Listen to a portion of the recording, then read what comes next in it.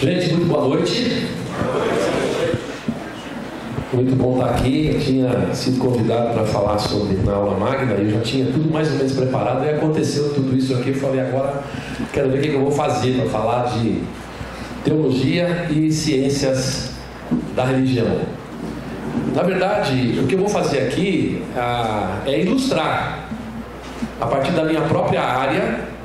Eu quero trabalhar com vocês aqui um tema da minha área de Novo Testamento e quero fazer aqui uma ilustração que eu espero possa contribuir para você entender do que nós estamos falando em relação ao ENAD e a essa questão que a professora Madalena acabou de mencionar, que é a relação da teologia com as ciências da religião. Por isso eu coloquei esse tema aí, ó. Romanos, uma carta paulina como qualquer outra, um ensaio no âmbito da teologia e das ciências da religião. É isso que eu quero tentar falar para vocês um pouquinho aqui. Bom, primeiro eu quero...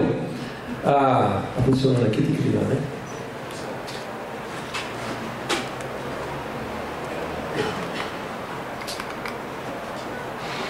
Me ajuda aqui.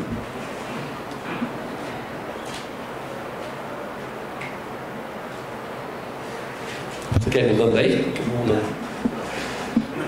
Bom, primeiro eu quero começar dizendo uma coisa. Eu já falei na classe isso para alguns alunos e tal, mas uma coisa muito interessante da minha trajetória, né? Além de ser muito eclética em termos de igreja, eu sou batista de origem, mas também já passei pelo meio pentecostal e até fui frequentador de catolicismo carismático. Depois voltei para a igreja batista. Ouvi só um amém. Só um. Pois é. E houve uma época na minha vida que eu entendia que teologia era coisa do diabo, né? Bom, se teologia é coisa do diabo, depois eu fui fazer teologia e me tornei professor de teologia. E ciências da religião? Se teologia é coisa do diabo, ciências da religião é o diabo em pessoa, né? Deve ser. Eu estou dizendo isso porque em alguns lugares, quando a gente diz assim, olha, que curso você fez? A pessoa diz ciência da religião. Sei. Você é crente ainda? Então a primeira coisa que eu quero dizer para vocês é o seguinte: eu sou crente, tá? Sou crente, sou pastor e me alegro muito nessa trajetória. É uma alegria muito grande. Há cientistas da religião que são crentes também. O pastor Jorge Pinheiro está aqui e é cientista da religião e também é crente, pastor, certo? Então nós estamos aqui. Agora, há cientistas da religião que não são necessariamente. Bom, por que esse tema? Por que eu escolhi esse tema? Bom, primeiro porque a carta aos Romanos é fundamental para a fé cristã e especialmente na tradição protestante, tradição evangélica. Essa é uma das razões principais. Eu quero falar um pouquinho disso aqui. Então nós estamos falando de algo que é fundamental para a nossa fé, para a nossa trajetória, para a nossa história, para uma carta que nós estamos sempre fazendo referência a ela, e ela tem um conteúdo de fato marcante para nós. E por que uma carta paulina como qualquer outra, né? Como assim? É isso que eu quero trabalhar com vocês um pouquinho hoje, ilustrando a questão da teologia e também das ciências da religião. Espero que ao final você entenda exatamente por que eu quero dizer uma carta paulina como qualquer outra, ok? Mais à frente a gente vai falar disso, por que é assim.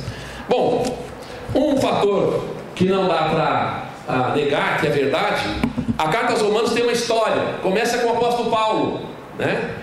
Ela é, na verdade, a rainha das cartas, é considerada a carta mais importante deste apóstolo, e sem dúvida, se não historicamente lá nos inícios, pelo menos teologicamente ao longo da história, Paulo é o segundo personagem da fé cristã, depois de Jesus. Há inclusive a discussão em alguns lugares se Paulo não fundou um outro cristianismo, né? Foi Nietzsche quem chegou a dizer isso. Só houve um cristão no mundo e ele morreu na cruz. Para Nietzsche, Paulo era um desangelista, e foi ele que torceu toda a fé cristã. E Paulo, na verdade, é o fundador da fé cristã ocidental, segundo Nietzsche, okay? Então há uma história, eu citei só um exemplo, mas certamente Paulo está nessa história, e a importância histórica dessa carta começa com esse personagem, Paulo, que é considerado, na verdade, o segundo personagem do cristianismo. Agostinho de Hipona, posteriormente, é um dos grandes pais da igreja, um dos grandes líderes da igreja. E eu li alguns textos de Agostinho para minhas pesquisas de mestrado, e é impressionante como Agostinho, de fato, lê e interpreta o apóstolo Paulo. Aliás, quem já leu aqui Confissões de Santo Agostinho sabe que o texto da conversão de Agostinho foi em Carta aos Romanos, capítulo 13.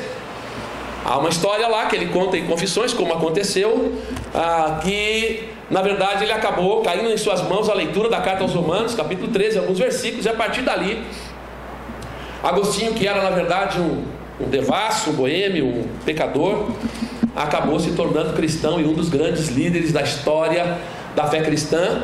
E quando a gente lê textos de Agostinho, a gente percebe que ele respira Paulo. Se não cita, você percebe nas entrelinhas que o apóstolo Paulo está muito presente, na verdade, no que Agostinho escreve. Bom, Martinho Lutero, acho que a maioria aqui sabe que a Reforma Protestante tem o seu marco em 31 de outubro. Estamos aí quase no limiar de completarmos 500 anos da Reforma. 31 de outubro de 1517, quando Martinho Lutero vai fixar as 95 teses na porta da Catedral de Wittenberg. E a gente sabe também que o texto básico de Martinho Lutero era a Carta aos Romanos. Toda a história mudou porque Lutero estava fazendo uma exegese, um estudo da Carta aos Romanos, e chegou lá no capítulo 1, versículo 16 e 17. Para ele aquela expressão, a justiça de Deus, ele mesmo diz isso, era problemática. Ele chega a dizer que tinha ódio dessa expressão, porque ele entendia que a justiça de Deus dizia respeito ao castigo de Deus. É a justiça que Deus exige do pecador que não consegue de fato agradar a Deus. E ele mesmo conta essa história tempos depois do que aconteceu na sua vida. Philippe Melanchthon é o primeiro, talvez, ou pelo menos é quem vai popularizar a ideia de que a Carta aos Romanos é um tratado teológico. Melanchthon vai dizer isso. A Carta aos Romanos é um tratado teológico, portanto é um documento de teologia. E isso vai repercutir em toda a tradição reformada, a partir de Lutero e também de Philippe Melanchthon. Quero mencionar ainda Calvino, que escreveu um comentário da Carta aos Romanos. Isso está em português agora, e você pode consultar esse comentário da Carta aos Romanos em português. Aliás, um comentário para a época muito perceptivo, muito perspicaz. Calvino era um exegeta muito cuidadoso, a meu ver, para o século XVI. Mas o que eu quero também chamar a atenção, além disso, por exemplo, Karl Barth, que no começo do século XX abalou a Alemanha a partir de um comentário da Carta aos Romanos, que na verdade não era um comentário, era um texto teológico. Quem vai para a Carta aos Romanos de Karl Barth, esperando um comentário versículo por versículo, vai achar outra coisa. O que o Karl Barth está fazendo, na verdade, é uma teologia para aquele momento a partir da Carta aos Romanos, que, segundo alguns, abalou a Alemanha e representa, na verdade, os inícios do que foi chamado depois de neo-ortodoxia.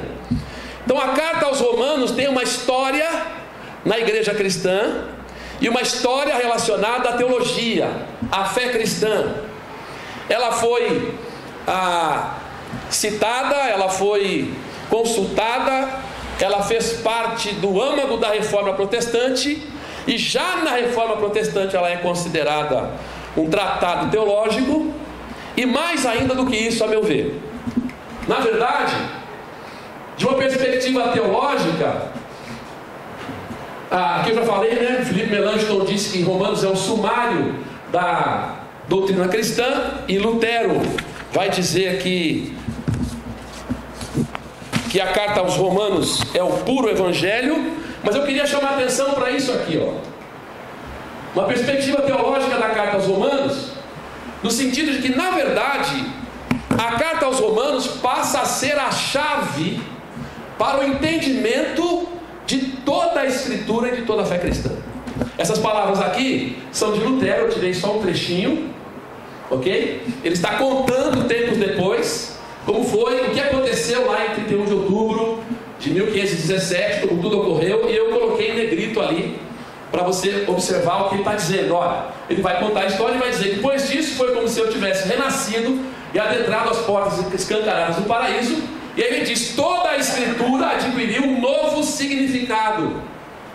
E enquanto que antes a justiça de Deus me deixava cheio de ódio, agora ela se tornou para mim uma expressão de amor grandioso e de doçura inexprimível. Essa passagem de Paulo tornou-se para mim a passagem para o céu. Então observe o texto grifado. Para mim isso é um indício de que a carta aos Romanos não é só um tratado teológico. Ela é a chave para o entendimento de toda a Escritura e de toda a teologia cristã. Semelhantemente, vai dizer Calvino. Olha o que Calvino vai dizer no seu comentário que está em português, da carta aos Romanos. Se porventura conseguirmos atingir uma genuína compreensão dessa epístola aos Romanos, teremos aberto uma amplíssima porta de acesso aos mais profundos tesouros da Escritura.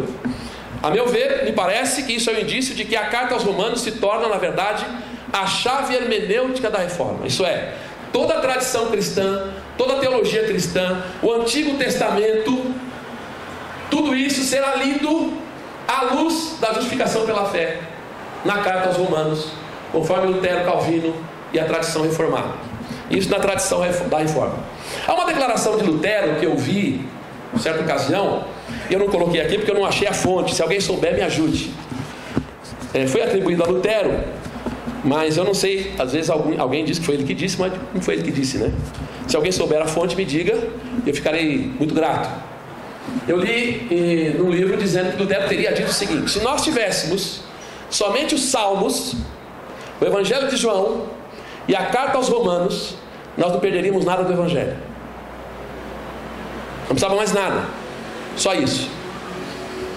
Então, só para você ver que a carta aos Romanos tem uma história e uma presença teológica na igreja muito forte, e ela é lida como uma verdade cristã. Essa é uma perspectiva eminentemente teológica, rápida que eu fiz aqui, mas para mostrar uma trajetória da carta aos Romanos e como ela é vista como um tratado teológico. Agora, você lembra do título que eu coloquei na aula? Romanos, uma carta paulina como qualquer outra. É justamente falando de uma contestação a essa perspectiva de que a carta aos Romanos é um tratado teológico.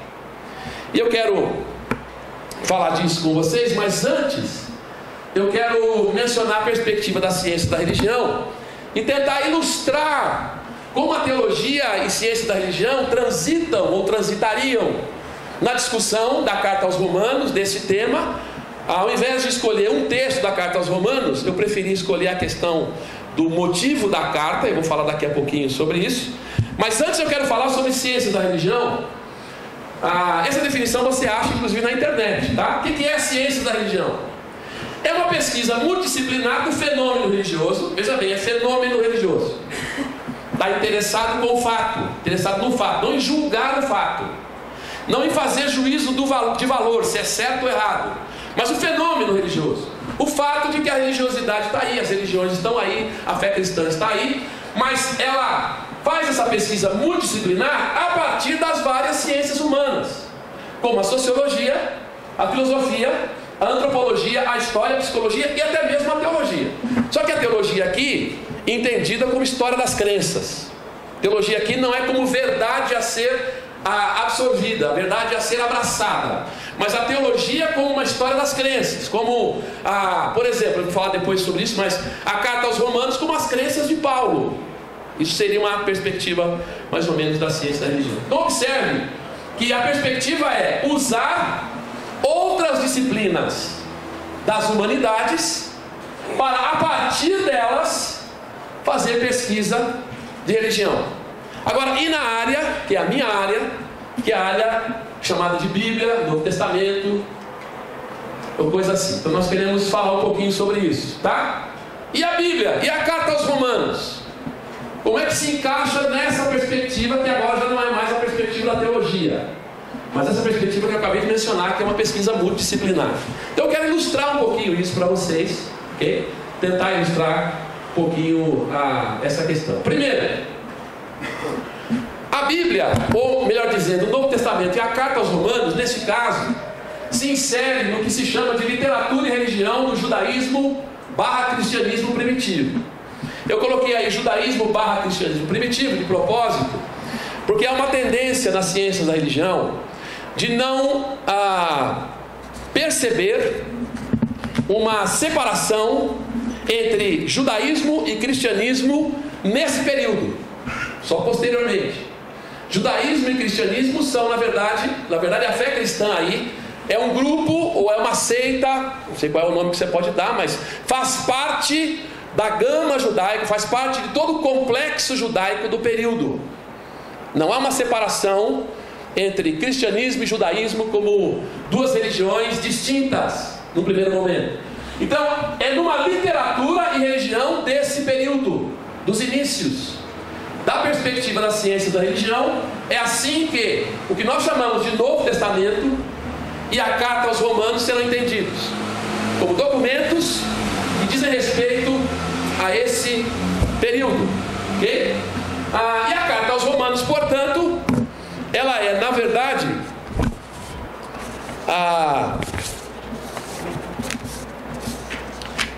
um documento que diz respeito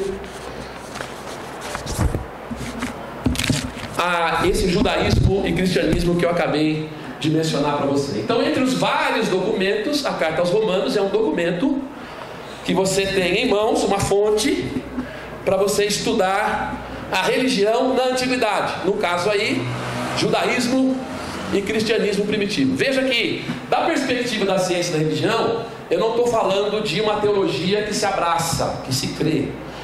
Nós estamos falando de uma análise da religião como fenômeno, e nesse caso nós estamos projetando para o passado para fazer uma análise de como era a religião, ou nesse caso específico a religião cristã, a fé judaico-cristã, nos seus inícios, nas suas origens, e a carta aos Romanos inserida exatamente nesse contexto, ok? Então, nós estamos falando de algo que está além do cânon. Não há limite canônico para isso, na verdade. Há toda uma gama de literatura que foi produzida nesse período e que entra, vamos dizer assim, que são fontes que estão disponíveis e que servem de base ou servem de material para que você possa fazer uma pesquisa. Portanto, há um distanciamento em relação a essa questão do cânon, não necessariamente uma negação. Um cientista da religião não precisa negar a sua fé, como eu disse no início. Mas há um distanciamento, a perspectiva não é mais canônica. Você não está buscando, por exemplo, uma harmonia meramente canônica para interpretar um determinado texto. Você abre o leque. Há maneiras de entender a fé, maneiras de entender o judaísmo, o cristianismo, a religião, Deus, Jesus, que estão além do cânon. Ok? Então, isso é a perspectiva das ciências da religião, como eu estou aqui ilustrando para vocês, ok? Então, espero que isso tenha ajudado você a entender a diferença entre teologia e ciência da religião. Só para recordar um pouquinho do que eu falei que a carta aos Romanos, ela já tem, pela própria história, ela já tem uma cara de tratado teológico. Então a carta aos Romanos, ela é o Evangelho. Ela é o Evangelho. E isso já nos leva a ler a carta dessa maneira, uma leitura teológica como o Evangelho, e a gente tem uma perspectiva da carta aos Romanos como se ela já fosse uma demonstração, como se ela já fosse de fato quase que uma teologia sistemática, que mostra o que era de fato o Evangelho, ok? Ao passo que na ciência da religião você não tem essa consideração dessa forma. Na ciência da religião você vê a carta aos Romanos como um documento da antiguidade que faz parte das origens do cristianismo e do judaísmo. Aí você pergunta o seguinte: mas por que a religião, as ciências da religião têm o interesse em estudar judaísmo e cristianismo primitivo? Porque judaísmo e cristianismo primitivo estão no âmago da origem da sociedade ocidental. A sociedade ocidental é judaico-cristã.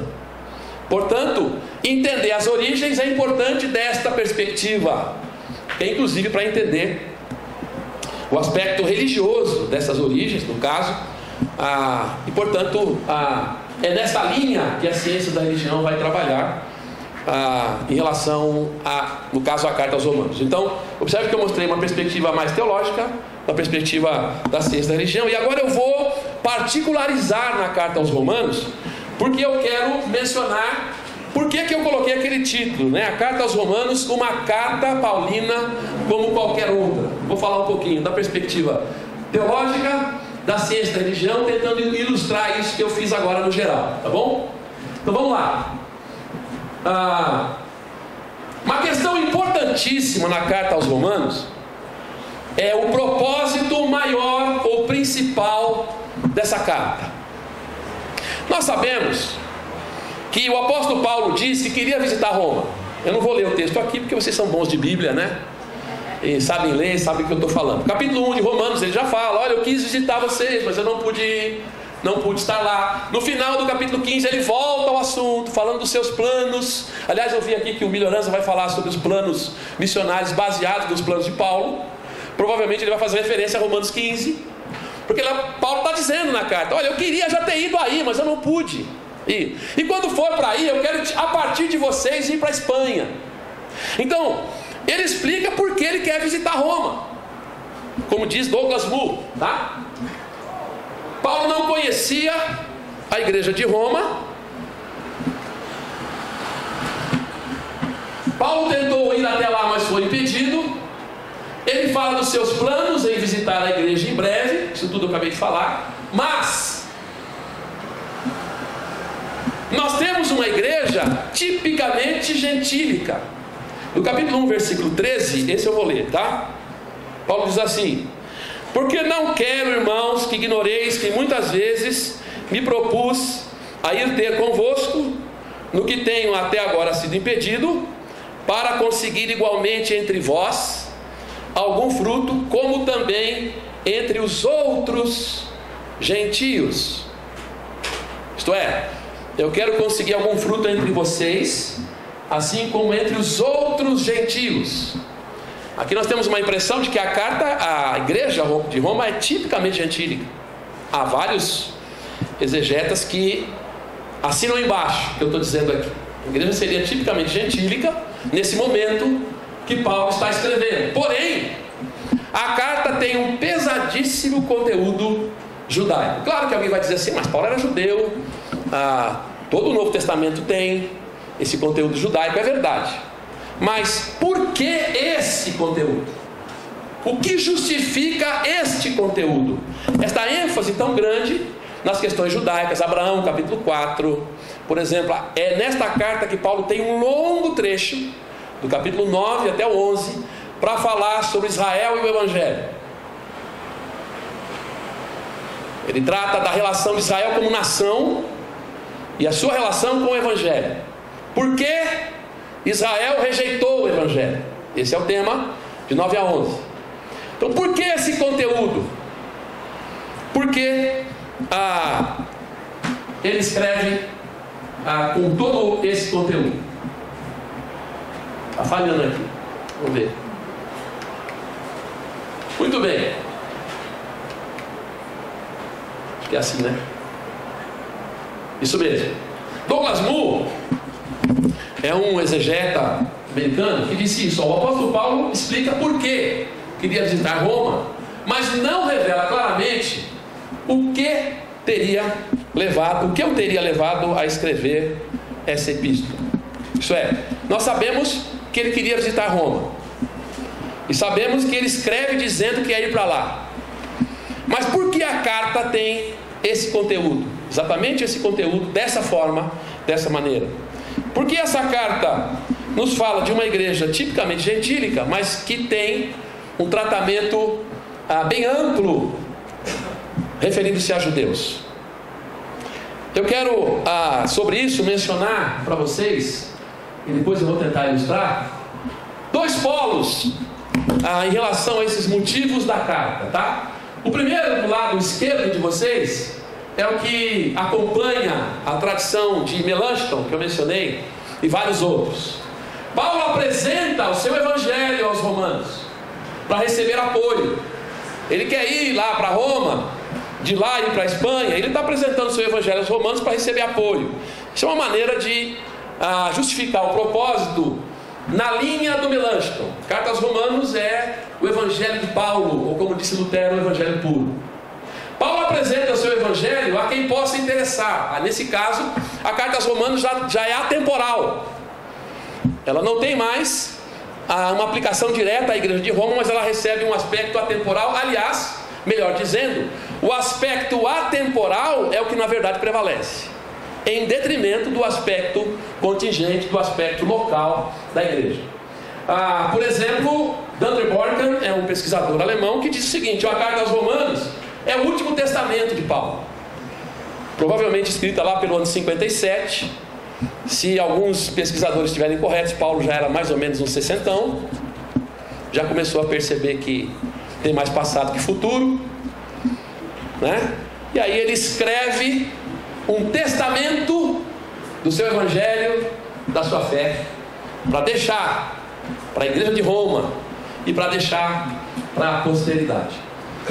Só fazendo uma observação, é interessante o capítulo 16 de Romanos, porque a carta aos Romanos, capítulo 16, corresponde à saudação mais longa que nós temos no Novo Testamento. Tem mais de 30 nomes ali.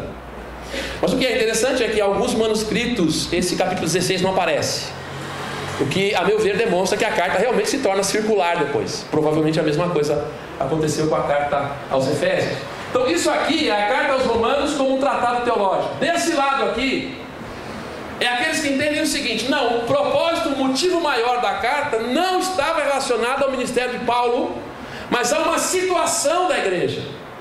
Isso é, o motivo maior é contingente, é um motivo relacionado a uma situação vivida naquele momento. Primeiro, todas as cartas de Paulo são cartas.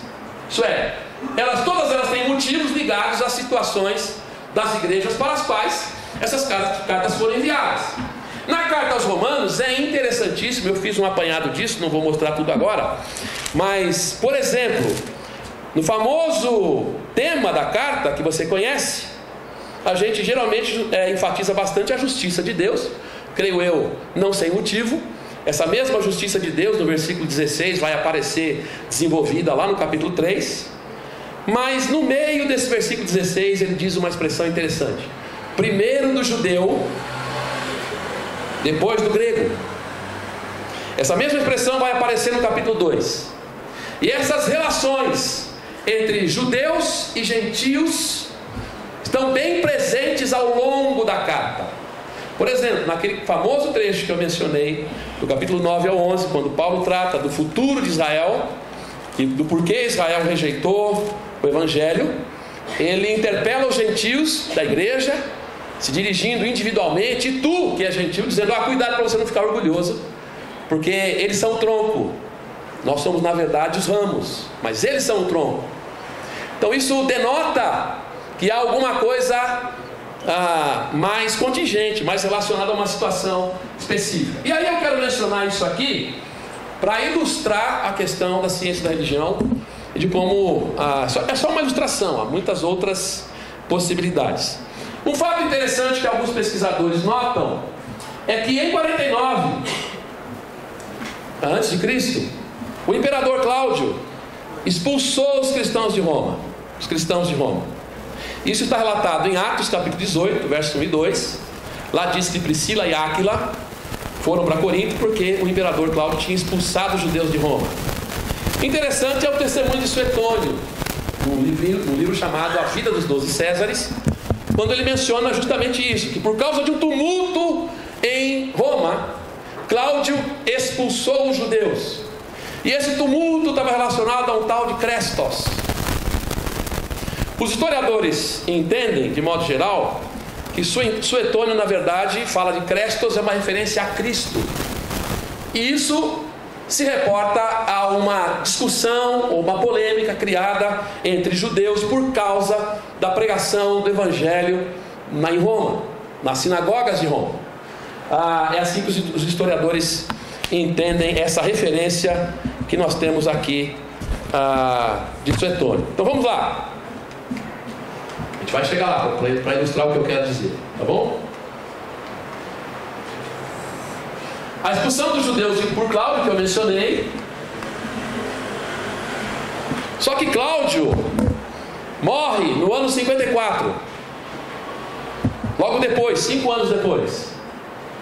E a data da carta aos Romanos, segundo a maioria dos que pesquisam, está entre 55 e 57. Isto é, Cláudio expulsa os judeus de Roma em 49. Ele morre em 54. Logo depois, Paulo escreve a carta. O que teria acontecido com esses judeus que foram expulsos de Roma? Teriam eles voltado para Roma? Será que há alguma demonstração histórica, algum documento que mostra isso? Não. Ok? Não há como demonstrar isso. Porém, há autores que sustentam isso. Peter Schumacher é um pesquisador alemão da Universidade de Tübingen, na Alemanha, uma universidade radical, mas que tem uma teologia muito conservadora. Inclusive há um livro dele em português, publicado pela Vida Nova, a respeito da questão da nova perspectiva sobre Paulo. E também o Thomas Schreiner, que é um pesquisador, embora o nome pareça alemão, ele é americano, e é professor na Biola University, nos Estados Unidos da América. E eles sustentam o seguinte: na verdade, a carta aos Romanos foi escrita nesta situação histórica.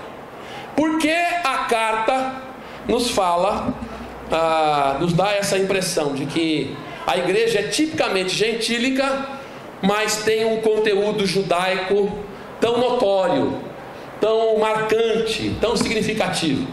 Então eles entendem isso. Agora, será que nós poderíamos falar de uma teoria social para o retorno dos judeus? Aqui é que seria interessante pensar, é só uma ilustração, mas seria interessante pensar numa possibilidade da ciência da religião. Não dá para mostrar historicamente, mas é possível, a partir das ciências sociais, você discutir a questão da migração. O que acontece quando alguém é expulso da sua terra? Por que ele é expulso? Qual é o comportamento típico? Por exemplo, vou citar um exemplo que nós temos na Bíblia. Nós temos o livro de Ruth, quando Noemi e a sua família, aliás, o marido de Noemi e sua família, saem de Belém e vão para Moabe por causa da fome. Mas depois, o problema da fome desapareceu. O que eles fizeram? Você conhece a Bíblia aí? Voltaram para Belém. Certo?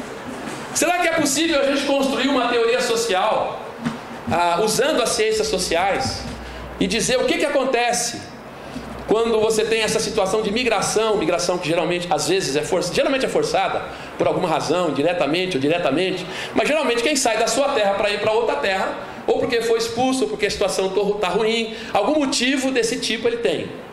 Então aqui seria um campo interessante. Eu pesquisei, dei uma olhadinha na internet, e eu encontrei lá vários textos, usando referenciais das ciências sociais, para falar sobre migração, inclusive migração de retorno.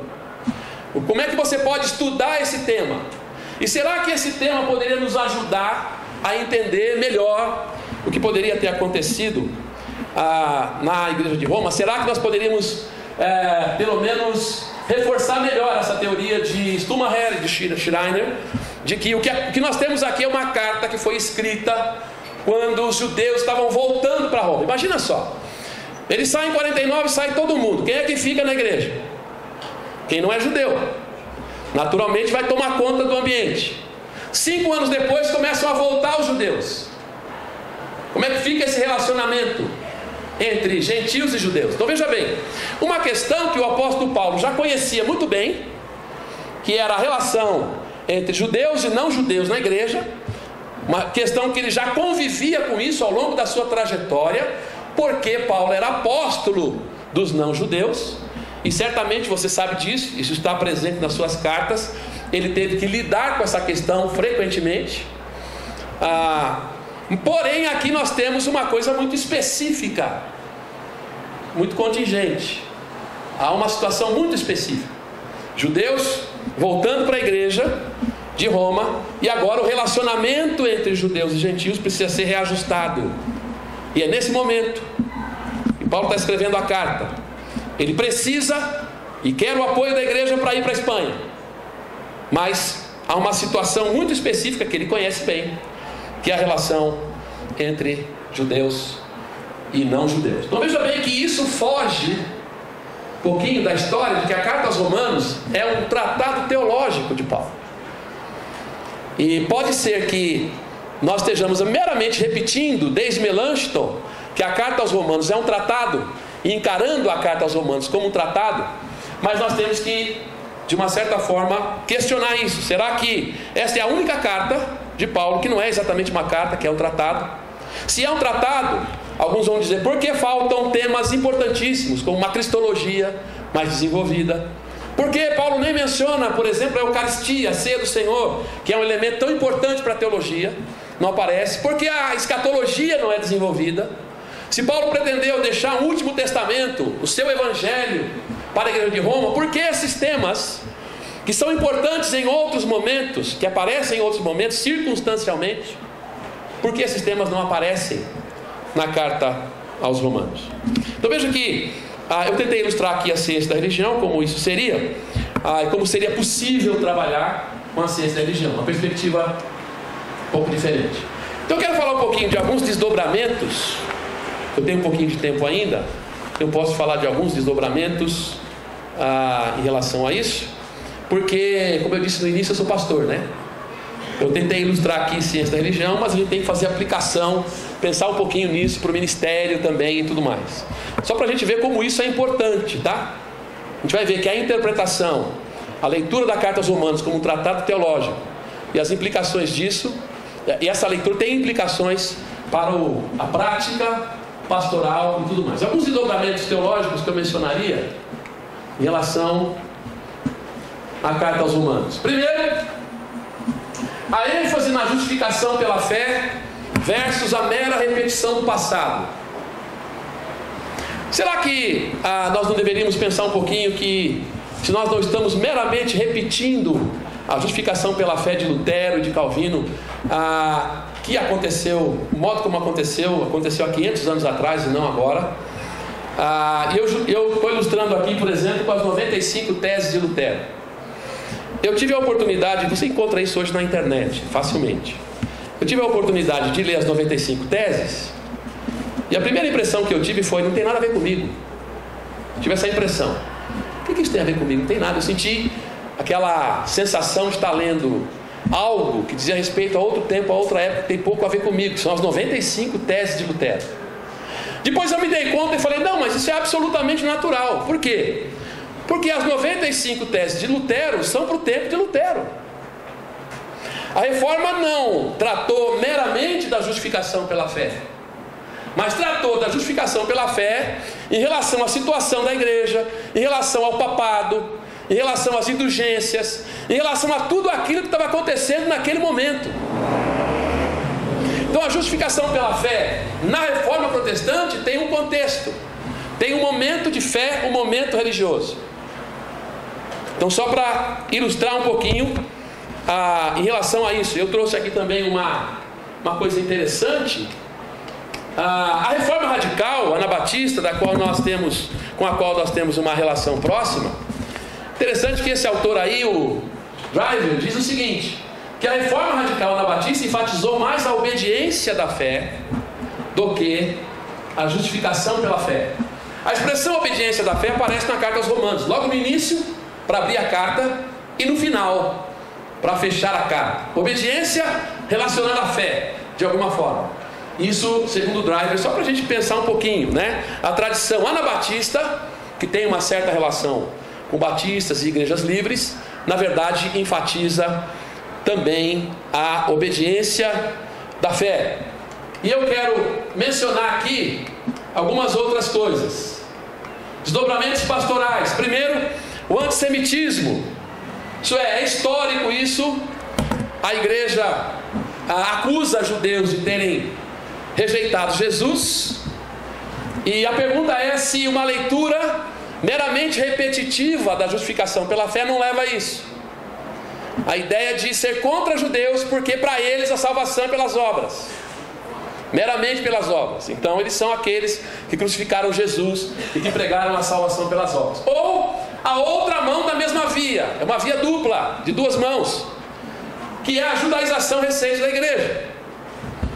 Isso é interessante que a carta aos Romanos trata da relação de judeus e gentios e de tudo que isso implica. Por exemplo, no final da carta, capítulo 14, o apóstolo Paulo vai tratar da questão de quem come, quem não come, quem guarda dia, quem não guarda dia. Ele vai tratar disso de uma maneira a orientar os cristãos de Roma sobre uma coisa que é tensa, relacionada às práticas judaicas e às crenças judaicas. E hoje fala da judaização da igreja. Só para ilustrar, uma única ilustração que eu quero fazer, além daquelas outras, eu estou vendo igrejas aí usarem arca, tem vestimentas relacionadas todas ao judaísmo. Quando eu era pastor em Jundiaí, um colega pastor me mandou uma mensagem dizendo o seguinte: olha, eu quero sugerir para você fazer o bar mitzvah na tua igreja, que é a iniciação de garotos judeus do judaísmo. E falou, não, mas isso vai ser uma coisa boa. Agora, uma coisa que eu tenho notado recentemente, e da minha percepção não era comum alguns anos atrás, é que líderes evangélicos estão denominando ou se autodenominando de sacerdotes. Sacerdotes. E a questão do sacerdócio de todos os crentes, a tradição protestante que não vê pastor, que não vê líder como um sacerdote, a tradição que diz que, na verdade, o único sacerdote, em última análise, a única mediação que você precisa é a mediação de Jesus Cristo. Hoje você tem no ambiente evangélico essa linguagem de chamar líderes de sacerdotes. Então perceba que a carta aos Romanos tem assuntos que têm aplicação para nós. E dentro desses temas é que eu levanto a questão de se nós não estamos meramente repetindo a reforma, né? Fazendo uma mera repetição da reforma protestante. Então, portanto, eu gostaria de terminar mencionando um dito de Lutero que eu também... essa é uma coisa interessante. Tem várias pessoas que citam pessoas famosas e não dá a fonte, né? Eu li isso aqui também no livro, mas não tenho a fonte.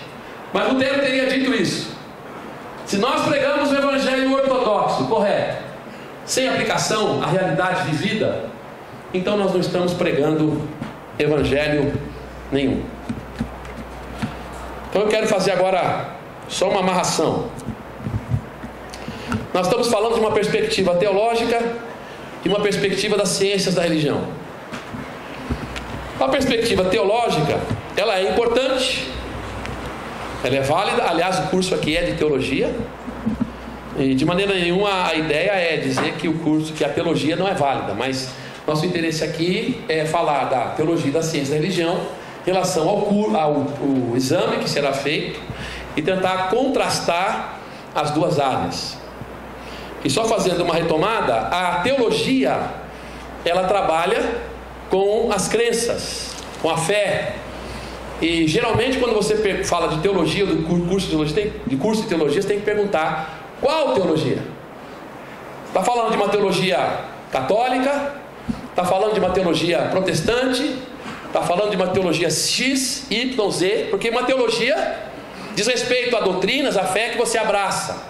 A perspectiva teológica, especialmente em seminários de teologia, ela tem no seu bojo, no seu conteúdo, a ideia de preparar e fortalecer aquele que já crê, que crê naquele evangelho, crê naquela verdade, crê naquela doutrina, é cristão, é evangélico, é batista, é pentecostal, seja lá qual foi a sua linha, a sua denominação, mas a teologia pressupõe isso. Você crê, você abraça essa fé e você faz o curso para que você possa se aprimorar naquilo que você abraçou e naquilo que você creu. As ciências da religião procuram estudar a religião como fenômeno, sem necessariamente fazer o juízo de valor, se eu creio ou não. No caso da carta aos Romanos, a carta aos Romanos então não é um evangelho puro e nem um tratado teológico, necessariamente, mas não é um evangelho puro. A carta aos Romanos, ela é um documento que testemunha as crenças paulinas naquele momento que ele escreve aquela carta. Agora, eu entendo que a intersecção aqui pode nos ajudar a entender melhor a carta, como eu aqui mostrei. Pode ser que, usando referenciais das ciências da religião, você poderá desenvolver melhor o entendimento dessa carta, como eu ilustrei a questão do propósito maior da carta. Poderia ter ilustrado com interpretação, poderia ter ilustrado com paralelos, por exemplo, com textos não canônicos. Quando você lê, por exemplo, Sabedoria, capítulo 13, e lê Romanos, capítulo 1, você vai perceber a proximidade. Então, essa maneira de entender a fé não estava só na carta aos Romanos, mas de uma certa forma transitava no judaísmo do período. Bom, eu espero que vocês possam, aí na caminhada, se dar bem no exame. Espero que a faculdade possa, de fato, ter aí um desempenho muito bom. Mas também, ao mesmo tempo, tem aqui o desafio da gente ler o texto bíblico, que é o nosso referencial. Tem o desafio de nós analisarmos o que o texto apresenta e usar ferramentas que poderão ser úteis para melhor compreensão do texto. Obrigado, gente. Era isso aí.